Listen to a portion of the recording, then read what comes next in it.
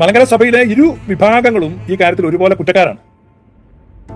യഥാർത്ഥത്തിൽ ക്രൈസ്തവരെന്ന വിളിക്ക് തന്നെ ഇവർ അയോഗ്യരാണ്. കാരണം പൗലോസ് ശ്ലീഹായെ ഏറ്റുപറയുന്നവരാണ്. അത് ഇന്ത്യൻ ഓർത്തഡോക്സുകാരായാലും യാക്കോബായക്കാരായാലും എല്ലാ കുർബാനയ്ക്കും ഇങ്ങനെ ഞെളിഞ്ഞു നിന്നിട്ട് പറയും പൗലോസ് ശ്ലീഹ ധന്യം ചൊല്ലട്ടെ എന്ന് ദൈവം.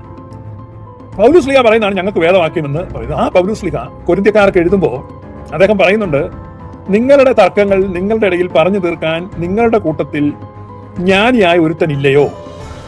Classic question. അരുൺ മിശ്രയാണ് ദൈവം, അദ്ദേഹം പറയുന്നതാണ് കേൾക്കട്ടെ എന്ന് ഓർത്തഡോക്സുകാർ പറയുന്നു. മോദിയും പിണറായി വിജയനും ഒക്കെയാണ് കേമന്മാരെന്ന് യാക്കോബായക്കാർ പറയുന്നു. നിങ്ങളുടെ കുർബാന നടക്കുന്ന ഇവരെല്ലാം ആരാണ്? പൗലോസ് ശ്ലീഹ പറയുന്നത് least esteemed in the church. Malankara സഭ യോജിക്കാൻ പോകുന്നു എന്നും സമാധാനം ഉണ്ടാകാൻ പോകുന്നു എന്നും ഒക്കെയുള്ള പരമ്പരാഗത ശുഭപ്രതീക്ഷ വക്താക്കൾ വീണ്ടും രംഗത്ത് വന്നിട്ടുണ്ട്. പല വിധത്തിലുള്ള ഫോർമുലകളും സിദ്ധാന്തങ്ങളും അവർ അവതരിപ്പിക്കുന്നുമുണ്ട്. മലങ്കര സഭയുടെ യഥാർത്ഥ പ്രശ്നം, യഥാർത്ഥത്തിലുള്ള വിഷയം എന്താണ് എന്നുള്ളത് പല പ്രാവശ്യം നമ്മൾ പറഞ്ഞിട്ടുണ്ടെങ്കിലും ഈ പുതിയ സംഭവ വികാസങ്ങളുടെ വെളിച്ചത്തിൽ ഒരിക്കൽ കൂടെ എന്താണ് യഥാർത്ഥ പ്രശ്നം പുറത്തുനിന്ന് നോക്കുന്ന ആളുകൾക്ക് ഇത് വളരെ ലളിതമായി തോന്നും. വളരെ ലളിതമായി പരിഹരിക്കാവുന്ന ഒരു വിഷയം മാത്രമാണ് ഈ മലങ്കര സഭാ തർക്കം എന്ന് നമുക്ക് തോന്നും. പക്ഷെ ഇപ്പോൾ സംഭവിക്കുന്ന എന്താണ്? ഓരോ ദിവസം ചെല്ലുന്തോറും ഈ തർക്കം സങ്കീർണമായിക്കൊണ്ടിരിക്കുകയാണ്. പ്രധാനമന്ത്രി ശ്രീ നരേന്ദ്രമോദിയെയും കേരള മുഖ്യമന്ത്രി ശ്രീ പിണറായി വിജയനെയും ഒക്കെ ചുറ്റിപ്പറ്റി പ്രതീക്ഷകൾ വാനോളം ഉയർത്തുകയാണ്. നമുക്കെല്ലാം അറിയാവുന്ന പോലെ ഇവർ രണ്ടുപേരും OBC വിഭാഗത്തിൽപ്പെട്ടവരാണ്. വരേണ്യ വർഗത്തിൽപ്പെട്ടവരോ ഉന്നത കുലജാതരോ ആഢ്യ ബ്രാഹ്മണന്മാരോ, മലങ്കര സഭയുടെ കെട്ടുകഥ പറയുന്ന പോലെ നമ്പൂരിമാര് മാർഗം കൂടിയ സഭയാണ് എന്നൊക്കെ പറയുന്ന പോലെ അങ്ങനെയൊന്നുമല്ല. ശ്രീ പിണറായി വിജയൻ തീയ സമുദായത്തിൽപ്പെട്ട അതർ ബാക്ക്വേർഡ് കാസ്റ്റിൽപ്പെട്ട ഒരു വ്യക്തിയാണ്. സമാന കാസ്റ്റിലാണ്, OBC തന്നെയാണ് ശ്രീ നരേന്ദ്രമോദിയും. അപ്പൊ ഞാൻ പറഞ്ഞത് അദ്ദേഹം മോദ് കഞ്ചി വിഭാഗത്തിൽപ്പെട്ട, അതും നമ്മുടെ കേരളത്തിലെ ഈഴവ സമുദായത്തിന്റെ തത്തുല്യ സ്ഥാനത്തുള്ളതാണ്, ഗുജറാത്തില്. അപ്പം ഇവര് എന്തിനാണ് ഇവരുടെ പിന്നിൽ പോകുന്നത്? ഞാൻ പറഞ്ഞത് എന്താ ചോദിച്ചാൽ, ഒരു വശത്തൂടെ ഇവര് ജാതി മാഹാത്മ്യം പറയുകയും അതേസമയം ഇവർ ഇത്തരത്തിലുള്ള അധികാര സ്ഥാനങ്ങളെ ആശ്രയിക്കുകയാണ്. സുപ്രീം കോടതിയും മറ്റൊരു അധികാര സ്ഥാനമാണ്. അപ്പൊ സഭേതരമായ അധികാര സ്ഥാനങ്ങൾ, അത് ഗവൺമെന്റ് എക്സിക്യൂട്ടീവ് ആയാലും ലെജിസ്ലേച്ചറി ആയാലും ജുഡീഷ്യറി ആയാലും അത് സഭേതരമായ അധികാര സ്ഥാനങ്ങളാണ്. ഇപ്പൊ ഒരു വശത്തുകൂടെ ഇവർ പാരമ്പര്യം പറയുന്നു. AD 52 തോമസ് ലീഹ വന്നു, നമ്പൂരിമാരെ കുളിപ്പിച്ചു, അങ്ങനെയാണ് ഈ മലങ്കര സഭ ഉണ്ടായത് എന്ന് പറയും. പക്ഷെ ഇപ്പോ എന്താ സംഭവിക്കുന്നത്? പൗലോസ് ശ്ലീഹ കൊരിന്ത്യക്കാർക്ക് എഴുതുമ്പോ അദ്ദേഹം പറയുന്നുണ്ട്, നിങ്ങളുടെ തർക്കങ്ങൾ നിങ്ങളുടെ ഇടയിൽ പറഞ്ഞു തീർക്കാൻ നിങ്ങളുടെ കൂട്ടത്തിൽ ജ്ഞാനിയായ ഒരുത്തനില്ലയോ? That's a classic question. 2000 വർഷങ്ങൾക്ക് മുമ്പ് പൗലോസ് ശ്ലീഹ ചോദിച്ച ചോദ്യമാണ്. ആ ചോദ്യം ഇന്നും പ്രതിധ്വനിക്കുകയാണ്. കാലത്തിന്റെ ചുവരുകളിൽ തട്ടി പ്രതിധ്വനിക്കുന്ന ആ ചോദ്യത്തിന്റെ മുമ്പിൽ മറുപടി പറയുവാൻ ഇന്ന് മലങ്കര സഭയ്ക്ക് ത്രാണിയില്ലാതെ പോയിരിക്കുന്നു. ഈ ഡിസ്പ്യൂട്ടുകളെ പരിഹരിക്കുവാൻ നിങ്ങളുടെ ഇടയിൽ ജ്ഞാനിയായ കഴിവുള്ള ഒരുത്തൻ ഇല്ലേ? പൗലോസ് ശ്ലീഹ ആശ്ചര്യപ്പെടുകയാണ്. എന്നിട്ട് വീണ്ടും പൗലോസ് ശ്ലീഹ പറയാണ്, നിങ്ങൾ വിജാതീയരായ ന്യായാധിപന്മാരെ സമീപിക്കുന്നത് ലജ്ജാകരമാണ്. നിങ്ങൾ വിജാതീയരായ ന്യായാധിപന്മാരെ സമീപിക്കുന്നത് ലജ്ജാകരമാണ്. Both factions of Malankara church, Malankara സഭയിലെ ഇരു വിഭാഗങ്ങളും ഈ കാര്യത്തിൽ ഒരുപോലെ കുറ്റക്കാരാണ്. യഥാർത്ഥത്തിൽ ക്രൈസ്തവരെന്ന വിളിക്ക് തന്നെ ഇവർ അയോഗ്യരാണ്. കാരണം പൗലോസ് ശ്ലീഹായെ ഏറ്റുപറയുന്നവരാണ്. അത് ഇന്ത്യൻ ഓർത്തഡോക്സുകാരായാലും യാക്കോബായക്കാരായാലും എല്ലാ കുർബാനയ്ക്കും ഇങ്ങനെ ഞെളിഞ്ഞു നിന്നിട്ട് പറയും പൗലോസ് ശ്ലീഹ ധന്യം ചൊൽകട്ടെ എന്നി ദേവം.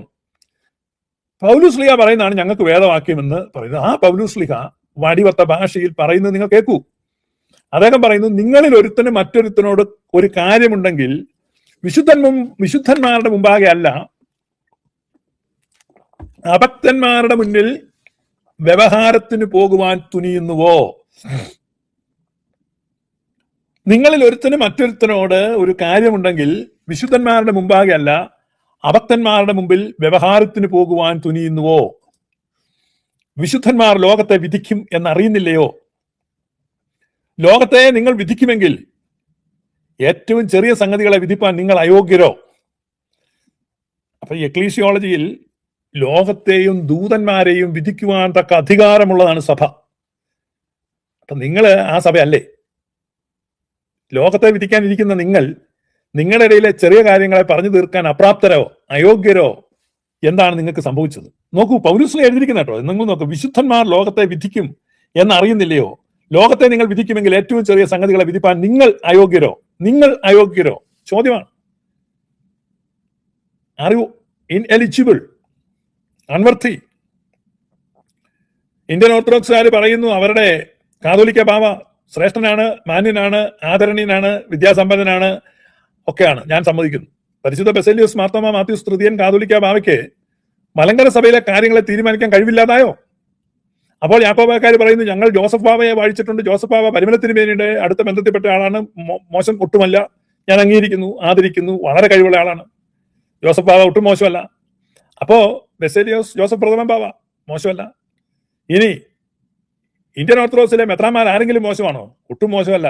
എല്ലാ ഘടാഘടിയന്മാരും ഗംഭീര മാനസന്മാരും ശേഷിയും ശേമിഷയും ഉള്ളവരുമാണ് ഇന്ത്യൻ ഓർത്തഡോക്സിലെ മെത്രാന്മാർ. എല്ലാവരും തന്നെ ഒന്നിനൊന്നും മെച്ചം. തൃശ്ശൂർ പൂരത്തിന് ആന നിൽക്കുന്ന പോലെ നിൽക്കുമോ എല്ലാവരുടെ ഇറങ്ങി നിന്ന. യാക്കോബായ മെത്രാന്മാർ മോശമാണോ? എല്ലാം ഒന്നിനൊന്നും മെച്ചം, നല്ല കുടുംബത്തിൽപ്പെട്ട ആളുകളും നല്ല ആളുകളുമാണ്. ഇവിടെ ആരാണ് മോശം? യാക്കോബായ സഭാംഗമായ സാബു എം ജേക്കബ് മോശമാണോ? ഒട്ടും മോശമല്ല. പിന്നെ ആരാണ് മോശം ഇവിടെ? അപ്പൊ പൗലോസ് ചോദിക്കാണ്, നിങ്ങൾ വിശുദ്ധന്മാർ ലോകത്തെ വിധിക്കേണ്ടവരല്ലേ? നിങ്ങൾക്ക് ഏറ്റവും ചെറിയ സംഗതികളെ വിധിപ്പാൻ നിങ്ങൾ അയോഗ്യരോ? നാം ദൂതന്മാരെ വിധിക്കുമെന്ന് നിങ്ങൾ അറിയുന്നില്ലയോ? Know you not that we shall judge angels?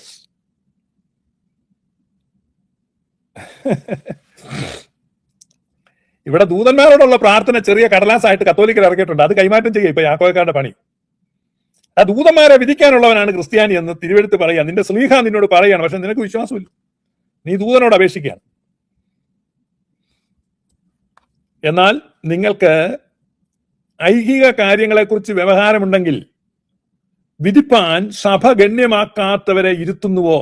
If then you have judgments of things pertaining to this life, set them to judge who are least esteemed in the church. Least esteemed in the church. സഭയ്ക്കുള്ളിൽ, നിങ്ങളുടെ പള്ളിക്കുള്ളിൽ അരുൺ മിശ്രയ്ക്ക് എന്ത് ബഹുമാനമാണുള്ളത്? വിശുദ്ധ കുർബാന നടക്കുമ്പോൾ അരുൺ മിശ്ര വന്നാൽ അദ്ദേഹത്തിന് മദ്ബഹായി കയറാൻ പറ്റുമോ? യാക്കോബായ കരിയറായിട്ട് മുസ്ലിങ്ങളെയൊക്കെ പള്ളി കയറ്റി തുടങ്ങിയിട്ടുണ്ടെന്ന് കേട്ടു, എനിക്കറിയത്തില്ല. അപ്പൊ അരുൺ മിശ്ര വന്നാൽ എന്ത് ബഹുമാനമാണ് അദ്ദേഹത്തിനോട്? മുഖ്യമന്ത്രി ശ്രീമാൻ പിണറായി വിജയൻ വന്നാൽ ഹോളി എലിമെന്റ്സ് സെലിബ്രേറ്റ് ചെയ്യുന്നിടത്ത് അദ്ദേഹത്തിന് എന്താണ് റോള്? ഇനി ആദരണീയനായ പ്രധാനമന്ത്രി മോദിജിയാണ് വരുന്നെങ്കിൽ അദ്ദേഹത്തിന് എന്തെങ്കിലും റോൾ ഈ കുർബാന അർപ്പിക്കുന്നുണ്ടോ? അദ്ദേഹം ശ്രീരാമചന്ദ്രന്റെ ക്ഷേത്രം പ്രതിഷ്ഠിക്കുന്ന സമയത്ത് മുഖ്യ പൂജാരിയായിട്ട് തന്നെ, കാർമ്മികനായിട്ട് തന്നെ ശ്രീ നരേന്ദ്രമോദി ഇരുന്നു. അതുപോലെ നിങ്ങളുടെ കുർബാനയ്ക്ക്, യാക്കോബായക്കാരുടെ കുർബാനയ്ക്ക് മോദിക്ക് കയറി നിൽക്കാൻ പറ്റുമോ? ഓർത്തഡോക്സിന്റെ കുർബാനയ്ക്ക് കയറി നിൽക്കാൻ അരുൺ മിശ്രയ്ക്ക് പറ്റുമോ? അപ്പൊ അരുൺ മിശ്രയാണ് ദൈവം, അദ്ദേഹം പറയുന്നതാണ് കേൾക്കേണ്ടതെന്ന് ഓർത്തഡോക്സുകാർ പറയുന്നു. മോദിയും പിണറായി വിജയനും ഒക്കെയാണ് കേമന്മാരെന്ന് യാക്കോബായക്കാർ പറയുന്നു. നിങ്ങളുടെ കുർബാന നടക്കുന്നിടത്ത് ഇവരെല്ലാം ആരാണ്? പൗലോസ് പറയുന്നത് least esteemed in the church. They all are least esteemed. നിങ്ങളുടെ ഒരു ശുശ്രൂഷക്കാരന്റെ സ്റ്റാറ്റസ് പോലും സഭയെ സംബന്ധിച്ച് അവർക്കില്ല.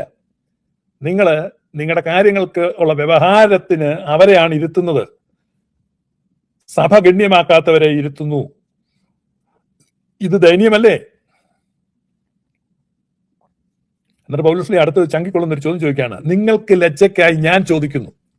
ഇതിപ്പം ഈ ഷിബു പീഡിയക്കൽ എന്ന പേരുള്ള ഞാനല്ല ഈ ചോദിക്കുന്നത്. പൗലോസ്ലീഹയുടെ ചോദ്യം എന്നിലൂടെ നിൽക്കുന്നു എന്നേ ഉള്ളൂ. പൗലോസ്ലീഹ ചോദിക്കുന്നു, നിങ്ങൾക്ക് ലജ്ജയ്ക്കായി ഞാൻ ചോദിക്കുന്നു, ഇങ്ങനെ സഹോദരന്മാർക്ക് മധ്യേ കാര്യം തീർപ്പാൻ പ്രാപ്തിയുള്ള ഒരു ജ്ഞാനിയും നിങ്ങളുടെ ഇടയിൽ ഇല്ലയോ?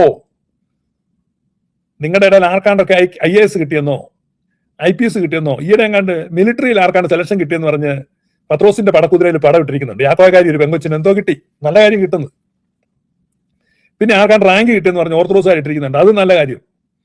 പിന്നെ എങ്ങാണ്ട് ഇലക്ട്രിസിറ്റി ബോർഡിൽ എങ്ങാണ്ട് ആർക്കാണ്ട് ഒരു പ്രൊമോഷൻ കിട്ടിയെന്ന് പറഞ്ഞ് ഓർത്തഡോക്സ് പ്രൊമോഷൻ കിട്ടുന്ന നല്ല കാര്യം. ഇതൊക്കെയാണ് ഈ ഇന്ത്യൻ ഓർത്തഡോക്സുകാർ പറയുന്നത്. അവരുടെ മധ്യമാണ് വിദ്യാഭ്യാസം ഉള്ളവർ, കഴിവുള്ളവർ, ജഡ്ജിമാർ, അതൊക്കെ ശരി. അക്കൗണ്ടന്റുമാർ ഒത്തിരി ഉണ്ടെന്ന് പറയുന്നത് ശരിയായിരിക്കും.